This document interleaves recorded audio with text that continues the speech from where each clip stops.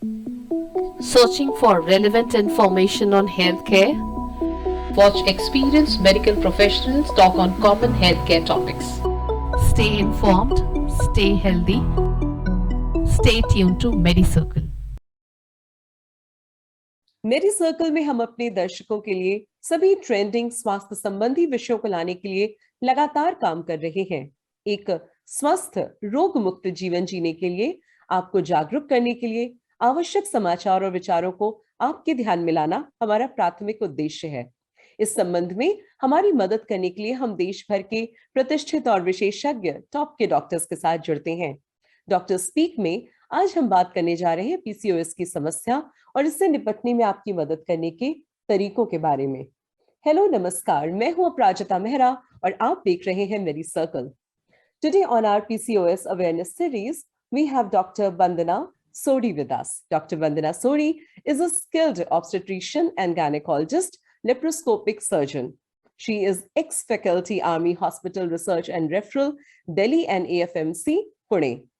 आपके पास 20 से अधिक वर्षों का शानदार अनुभव है। आप एक एक्टिव मेंबर हैं बहुत सारे एस्टीम्ड मेडिकल ऑर्गेनाइजेशंस की और हमेशा अपने आप को अब्रेस्ट रखती हैं अपनी फील्ड में लेटेस्ट से लेटेस्ट एडवांसमेंट्स के बारे में।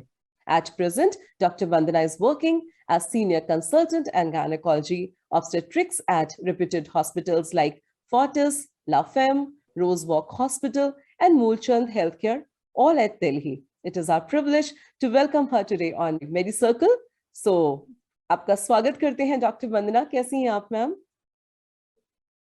Thank you, अपराजिता, इतने सुंदर शब्दों के लिए, and thank you for having me over for giving a talk on a very common subject. The pleasure is all ours, ma'am. और हम शुरुआत करते हैं आज के इंटरव्यू की। तो पहला प्रश्न आपसे वो पूछूंगी जो हमें लगातार दर्शकों से आ रहा था, और वो है कि क्या पीसीओएस पीरियड्स में दर्द होता है मैम? पीसीओएस जैसे कि हम सब जानते हैं आजकल बहुत कॉमन हो गया है। It is very common, specially younger age group में, टीनेजर्स में ये इतना कॉमन है कि मेजॉरिटी ऑफ द पेशेंट्स इसकी प्रॉब्लम्स लेके आते हैं, जैसे कि इरेगुलर पीरियड्स और फेस पे हेयर होना, एक्ने होना, जैसे कि हम सब जानते हैं कि ये कॉमन प्रॉब्लम्स हैं पीसीओएस की। एंड पेनफुल पीरियड्स इसके साथ होना नॉर्मली एसोसिएटेड नहीं होता है। नॉर्मली पीरियड्स जो पीसीओएस में होते हैं वो पेनफुल नहीं होते हैं, बट इरेगुलर जरूर होते हैं।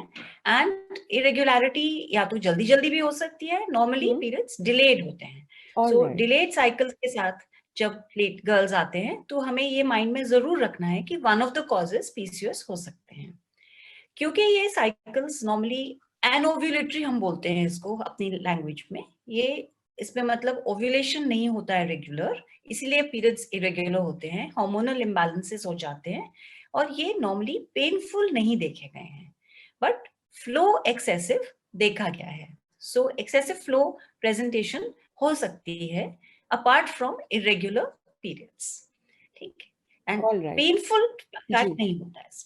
ओके, दर्द कम होता है लेकिन इरेगुलरिटी यानी समय से पहले हो सकता है, समय से डिलेड हो सकता है, यानी काफी ड्यूरेशन लंबी हो सकती है, गैप लंबे हो सकते हैं, आप ये कहना चाह रही हैं। मैम, मेरा अगला प्रश्न है कि क्या पीसीओएस और एंडोमेट्रियोसिस समान चीजें हैं या इनमें कोई अंतर होता है?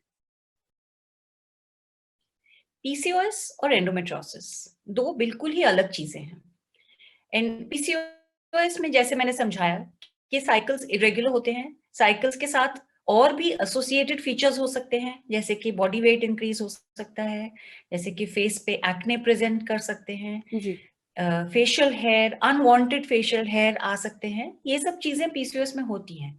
और अगर रिप्रोडक्टिव एज ग्रुप जो कि मैरिज के बाद problems in conceiving, problems in fertility आ सकती हैं इसमें।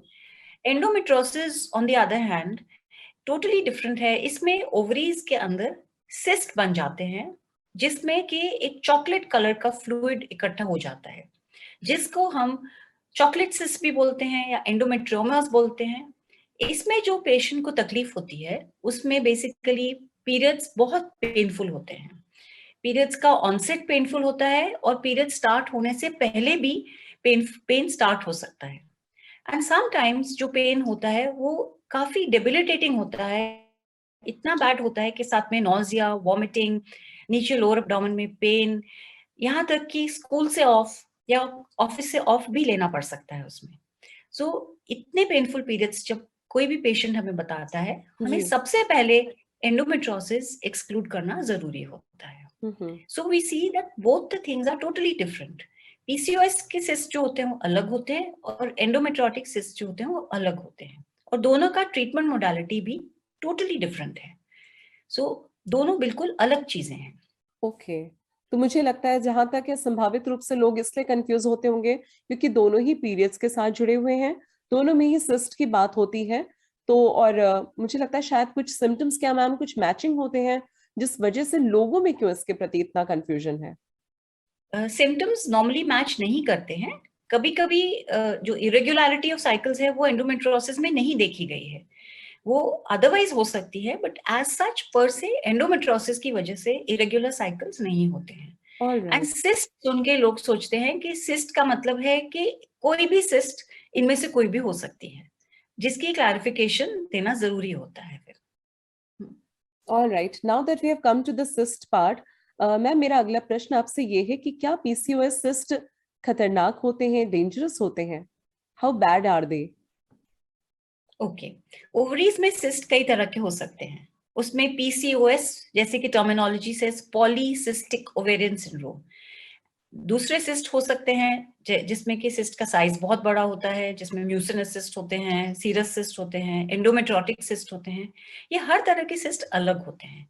पीसीओएस में क्या होता है कि छोटे छोटे छोटे छोटे सिस्ट होते हैं, पॉलीसिस्टिक मतलब मल्टीपल छोटे छोटे छोटे छोटे सिस्ट होते हैं, जो कि बड़े नहीं बनते हैं, बट वो एग्स बन के रप्चर नहीं होते हैं। हर महीने उनका रप्चर नहीं होता है, ओव्यूलेशन नहीं होता है। तो ये वाले सिस्ट जो हैं, ये एक, अगर हम अल्ट्रासाउंड में देखें तो ये वाले सिस्ट एक तरह का एक नेकलेस पैटर्न बना देते हैं ओवरीज में, बिकॉज ऑफ विच जो टर्मिनोलॉजी है वो पॉलीसिस्टिक ओवरी आ जाती है। बट ये वाले सिस्ट डेंजरस नहीं होते हैं। They are very much unlike the other cysts. Cysts would be larger cysts, 5 centimeters, 4 centimeters, 3 centimeters, which appear as a separate appearance altogether. Those cysts और जिस एज ग्रुप में वो आते हैं वो डेंजरस हो सकते हैं, डिपेंडिंग अपॉन द पैरामीटर्स जो हम करते हैं, depending upon the tumour parameters that we see. But PCOS के सिस्ट डेंजरस नहीं होते हैं, बिल्कुल भी नहीं। चलिए, अब इतनी सारी बातचीत में एक पॉजिटिव चीज सामने आई है। तो मैम मेरा अगला प्रश्न भी इसी निदान की तरफ है कि जब हम पीसीओएस की बात करते हैं तो मैम क्या इसे पूर्ण रूप से ठीक किया जा सकता है? इसके बारे में थोड़ा डिटेल में बताएं आप। पहली चीज पॉजिटिविटी तो हम हर चीज में लेके आएंगे। जैसे आपने कहा एक ही चीज पॉजिटिव दिखी है, ऐसे नहीं, हम पॉजिटिविटी हर प्रश्न में पॉजिटिविटी दिखा देंगे आपको। So I think that makes you a positive person altogether. और ये तो बहुत अच्छी क्वालिटी है एक डॉक्टर के अंदर होना, क्योंकि उससे ज्यादा होपफुल तो कोई और तो किसी भी बीमारी के मध्य में कोई पॉजिटिविटी देख सकता है तो शायद वो एक डॉक्टर ही होगा। So I think we are बिल्कुल, और blessed that way. Same positivity we have to transfer to our patients so that the healing is better, right? So PCOS a cure. Now PCOS cannot be cured completely from the root cause, but PCOS can be controlled. That means we can keep it under check. There are different ways of keeping it under check. That means it is not difficult to keep it under check, provided we maintain a few rules in our life. These few rules would be like eating healthy, avoiding junk food, and avoiding processed food. That means maida, refined sugars. Processed food would include cakes and pastries and pizzas and momos. All these things are processed food, and they are full of maida, right? So these things have to be avoided. But other things which we eat, healthier options should be kept in mind. You don't have to starve yourself. You have to eat healthier options in the form of a lot of veggies, a lot of fruits. You can have proteins in the form of chicken, fish, if you're a non-vegetarian, and eat your meals on time.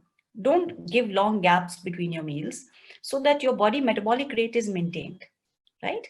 And burn it off. That is the principle. Eat healthy, eat on time, and exercise. So if we follow this protocol, PCOS can definitely be kept under control. That means how will we know it's under control? We will know by regular cycles. We will know by other symptoms coming under control, like facial hair and acne, body weight coming under control. And all of these things, once they come under control, then we say, yes, PCOS is under control. Complete cure will not happen. That is a misnomer, that it can be cured completely. Medicines are there to help out with this process, but medicines do not continue lifelong. If we need to maintain a lifelong persistence of PCOS coming under control, तो हमें अपना lifestyle अच्छा करना पड़ेगा, come what may. Even in a busy, stressful life, जहाँ पे working hours long हैं, जहाँ पे work pressures हैं, वहाँ पर भी हमें ध्यान देके आधा घंटा अपने लिए रोज निकालना है. This is what I tell all my patients, half an hour. Eat your breakfast and leave your home. Come back and have your dinner and spend 20 minutes on yourself. हम 20 minutes कर सकते हैं. बिल्कुल, We बहुत spend आराम more से। time looking at, जी yes, we spend more time looking at Facebook and WhatsApp and chatting on the phone. जी But we can take out 20 minutes. It's just a mindset. सिर्फ right, mind में ये लेके आनी है बात and बिल्कुल चीजें सही हो बात कह जाती रही है। हैं. तो कुल मिला के ये निकलता है इस आंसर से कि बैलेंस डाइट यानी अपने भोजन को नियमित रूप से खाना, और बैलेंस यानी सही अनुपात में हर चीज लेना। भोजन जो एक सीधा सादा भोजन होता है वो ज्यादा अच्छा होता है। हमारे दर्शकों को ये जानना चाहिए कि जो हमारा बैलेंस फूड भारतीय पद्धति से जो हम लोग खाते चले आ रहे हैं, दाल रोटी सब्जी सैलेड दही, ये सारा कुल मिलाकर के हमारे शरीर की ज्यादातर चीजों को पूरा करता है। तो ये बैलेंस फूड होना, और साथ ही लाइफस्टाइल को, जैसे मैम ने बहुत अच्छे तरीके से इसको हमें समझाया अभी, कि हमें नियमित व्यायाम करना चाहिए, थोड़ा अपने लिए टाइम निकालना चाहिए, और जंक और जो खराब चीजें उनसे दूर रह करके अगर हम शायद पीसीओएस को बहुत अच्छे से मैनेज कर सकते हैं। ये जानकारी आज आपने हमें दी हमारे दर्शकों को आपके इस इंटरव्यू के माध्यम से, तो मैं उसके लिए आपको बहुत धन्यवाद देना चाहती हूँ ma'am. I thank you on behalf of everyone here at Medicircle. It was really a pleasure. Thank you so much. My pleasure too. Thank you. Thank you so much.